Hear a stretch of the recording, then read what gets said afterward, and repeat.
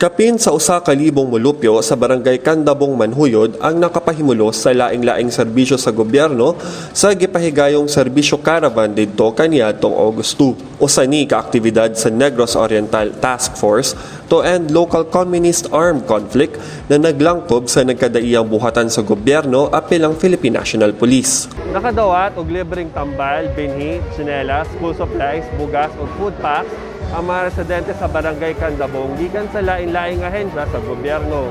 Duna sab libreng COVID-19 vaccination, alot, manicure, pedicure, masahe ug enrollment alang sa mga tinunan sa elementarya ug high school. Si Kapitan Benji Cagente niingon na nagdala og daghang kaayuhan sa ilahang lugar ang maong kalihukan.